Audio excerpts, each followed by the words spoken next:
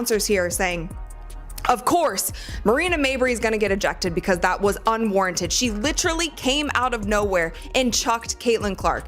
There should be a flagrant one, of course, on JC Sheldon because she swiped her and hit her in the eyeball. Whether it is intentional or not, you can still have a flagrant a flagrant foul called on you, whether you are trying to intentionally hurt somebody or not. But this is what they called, you guys. This is what they called. Caitlin Clark, Marina Mabrey, Tina Charles were assessed with technical fouls on Tuesday. Caitlin, Marina, and Tina Charles. Technical fouls. That's it. Technical fouls. That's it. And JC Sheldon was assessed with a flagrant 1 foul, and no players were ejected. Can anyone stop Caitlin Clark right now? The rookie sensation just rewrote the WNBA record books with a performance that left fans speechless and the Connecticut Sun stunned. Here's what went down in one of the most electrifying games of the season. It wasn't just a game, it was a statement. Caitlin Clark and the Indiana Fever stepped into the historic TD Garden, but by the time the final buzzer sounded, it felt like their house. The crowd of over 19,000 roared, not for the home team, but for Clark and the Fever, transforming an away game into a Fever dream come true. What followed was not only a dominant win over the Connecticut Sun, but a performance for the ages that saw Clark etch her name into the WNBA record books 3 times in one unforgettable night. But before the heroics and history-making began, this game was brimming with tension. The last time Clark faced Connecticut, she endured some of the most brutal physical play the league had seen that season. An eye poke here, a body check there. It was a rough and controversial matchup that drew heavy criticism and sparked fierce debates about player safety. So when Clark stepped onto that hardwood again, the atmosphere was electric with anticipation. Like, if you're a basketball fan, you grow up a fan, like, you love the Celtics. Well, maybe I guess you could hate them, but I think for myself, like, the Celtics is one of the premier organizations of the NBA. Like, you always grow up knowing what the Celtics are about, and obviously having won a championship 2 years ago now, it's kind of cool to just be in this building and kind of, you know, surround yourself with the greatness that is played in this arena over the course of however many years. So I think it's a great opportunity for people in this city or fans around the area to come and support a W team here. This wasn't just another regular season clash, it was personal. From the jump, it was clear something had changed for Indiana. No longer the disjointed, overwhelmed team from June, the Fever looked sharp, unified, and locked in. Sophie Cunningham emerged as the muscle, stepping up to protect Clark and send a message. No cheap shots would be tolerated tonight. The Sun attempted to rattle Clark early with their signature full-court pressure and double teams, but she wasn't fazed. With poise and vision, Clark dissected the defense and lifted her team with precision passing and relentless tempo. The transformation in the Fever's offense was impossible to ignore. Putting the ball back in Clark's hands brought the team's identity roaring back to life. Indiana's fast-paced, high IQ style was firing on all cylinders. Players moved with purpose. The ball zipped across the court. Possessions were no longer wasted on isolation or forced shots. The rhythm was back, and Clark was the metronome. Though her shooting night was less than stellar, going just 4 of 14 from the field and 1 of 7 from deep, Clark made her presence felt in every other facet of the game. She controlled the tempo, dictated matchups, and brought out the best in everyone around her. Kelsey Mitchell caught fire, finishing with 20 points, including several crucial buckets that stretched Indiana's lead and broke the Suns' defensive focus. Natasha Howard dominated in the paint with 18 points and 13 rebounds.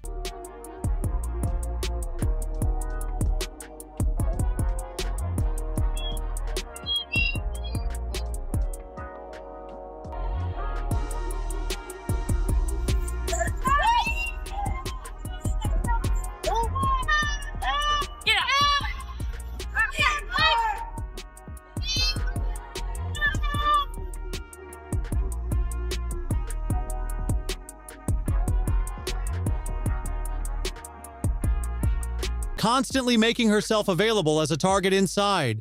Her presence forced the Sun to collapse, freeing up shooters on the perimeter. Even Sophie Cunningham delivered off the bench, knocking down timely threes and injecting energy whenever the team needed a spark. Aaliyah Boston, despite struggling to find her scoring rhythm, made her impact felt with key rebounds and smart playmaking. It was a true team effort, but Clark was the engine that made everything go. Every assist, every skip pass, every fast break started with her fingerprints. This was Caitlin Clark at her finest, not just putting up points, but elevating her entire team.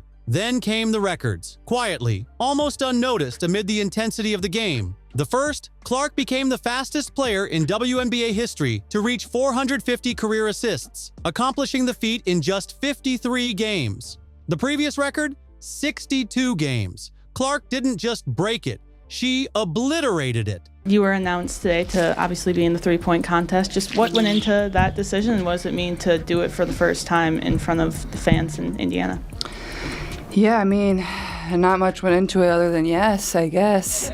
Obviously, it's exciting. I've never participated in a three-point competition before, never practiced before, so just go out there and have fun. I think the lineup of people competing is tremendous. So more than anything, it's just going to be really great for our league and for women's basketball as a whole, just to have a lot of fun and experience that. So yeah, I'm just excited. I think Friday, the skills competition, and that will be a really exciting time, and we'll lead right into Saturday of a really great game. Next, she added another milestone, the fastest player to reach 150 career three-pointers.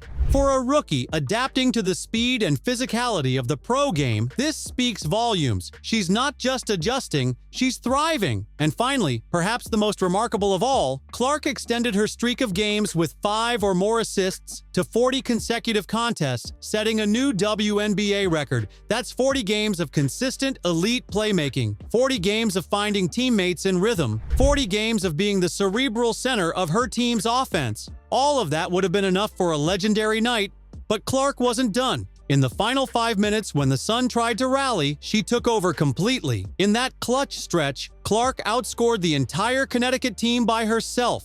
It was the exclamation point on an already dominant performance, a true "I'm her" moment. She took control when it mattered most and sealed the win in a fashion only the greats can. The Fever walked away with an 85-77 victory, gritty, balanced, and complete. This was a reminder of who they can be when everything clicks. For Clark, it was validation. The noise, the pressure, the doubters, it didn't matter. She answered all of it with leadership, composure, and historic brilliance. But just as the night reached its peak, disaster struck. With under a minute to go, Clark made a crisp backdoor pass to Kelsey Mitchell. As the ball left her hands, she grimaced, immediately grabbing the inside of her right leg. The bench reaction said it all. This wasn't just a cramp or a stinger. It was the same groin that had been bothering her for weeks. Cameras caught her holding back tears, her face twisted in frustration and pain. The celebration turned somber. 1 second, she was rewriting the record books. The next, she was battling the threat of a lingering injury. Groin injuries are notoriously slow to heal and easy to re-injure, especially in a sport that demands constant cutting, sprinting, and lateral movement. Brutal. That's all you can say, and the look on Caitlin Clark's face said it all. After she clearly tweaked her groin in the Fever win over the Connecticut Sun in what has been an injury-riddled season for Clark. And whether it was pain or frustration or a combination of both, you could see it weighing on her. With the All-Star Weekend just days away, where Clark was slated to captain a team and compete in the three-point contest, this injury couldn't have come at a worse time. For the league, for fans, and especially for Clark, the timing is heartbreaking. Still, what Caitlin Clark accomplished that night can't be overshadowed. She didn't just play through pressure, she played through pain. She didn't just lead her team, she transformed them. And she didn't just win a game, she made history. Just felt a little something in her groin, so we'll get it evaluated and see what happens from there. Yeah, just kind of to follow up on that, looked like she was kind of grabbing at her right groin area. Is that the concern? Yeah, if that's the one she was grabbing at, I don't know which one it was, but yeah, I mean, that's it. In the heart of Boston, far from Indiana, Caitlin Clark turned a hostile arena into a monument to her talent. She reminded the world that greatness isn't just about stats or headlines. It's about rising after setbacks, delivering in the clutch, and leaving a mark every time you step on the court. 3 records, 1 injury, 0 doubt. Caitlin Clark is rewriting the rules of what's possible in the WNBA. and she's just getting started. What was your favorite Caitlin Clark moment from this record-breaking game?